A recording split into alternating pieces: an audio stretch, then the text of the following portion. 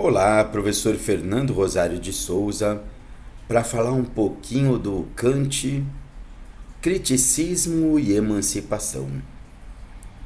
Então, o Kant é um grande defensor do idealismo, do racionalismo, das ideias inatas ou inatismo. Se você quiser relembrar lá do começo das ideias de Platão.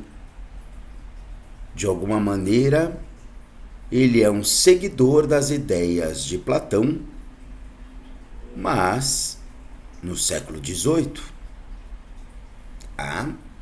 Então o Kant, ele vai dizer que o racionalismo, as ideias existem a priori. O que uma coisa é, ela já é em essência. Ela não precisa se manifestar a posteriori. Você não precisa ter a experiência dela para ela existir. Ela já existe em essência. A manifestação dela é só uma confirmação daquilo que ela já é. Então, para você conhecer as coisas de fato, você precisa conhecer a programação dela, a ideia que existe, que fez a manifestação existir. É o idealismo. Tá? Muito bem. Então, ele defende que a fonte de tudo é a ideia pura. E aí, se você tem a fonte como ideia pura, a fonte, tanto fonte de saber, como fonte de origem, você estaria emancipado. Você não precisaria de ninguém te guiando, porque você tem a fonte que te dá autonomia para o pensamento. Você se conecta à fonte e você não precisa de alguém te ditando como você deve pensar. Você se conecta à fonte que te dá a ideia original. Então, ter a ideia ligada à ideia original, a ideia de onde provém todas as ideias que existem, te daria a emancipação, a autonomia intelectual. Qual que é a grande limitação do idealismo? É porque algumas coisas nós queremos experimentar. A gente tem um exemplo um pouco escatológico em aula. Lógico que se a gente fala para você: você gostaria de experimentar um prato de dejetos? Lógico que não. Neste caso, o idealismo, o racionalismo, ele é muito propício, né? É fácil você ser uma pessoa do criticismo, né? Falando assim, eu sou contra o uso das experiências para experimentar um prato de dejetos. Eu critico isso.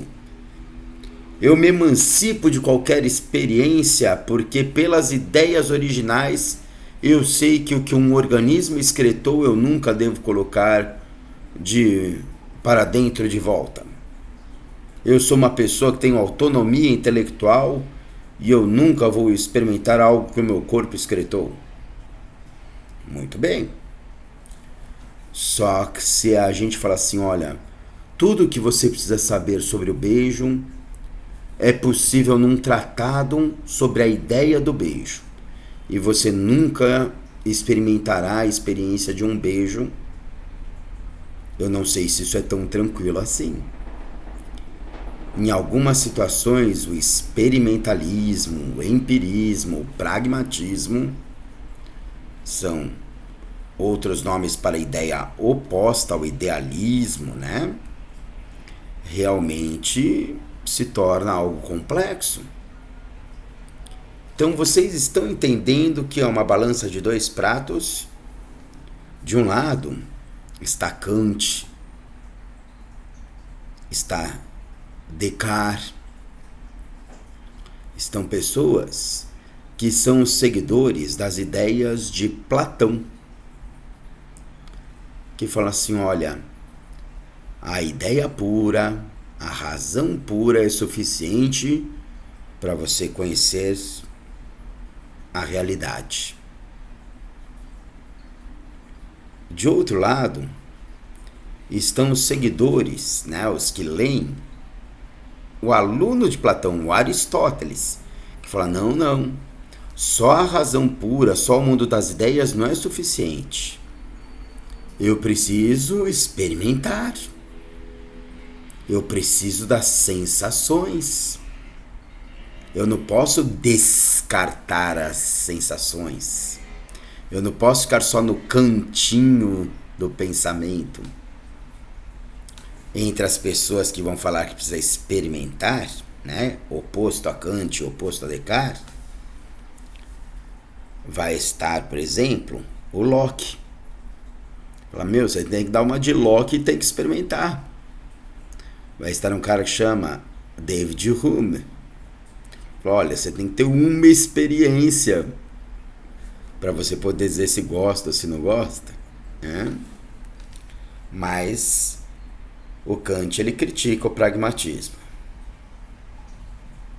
E para o Kant, o conhecimento, ele se dá dos fenômenos por meio da razão, e a razão pode explicar os fenômenos. É aquilo que se manifesta, mas existem coisas, e aí não é fenômeno, é nômeno, que a razão não consegue explicar, porque não estão nas leis naturais, estão nas leis que estão sobre a natureza. É sobrenatural, tá?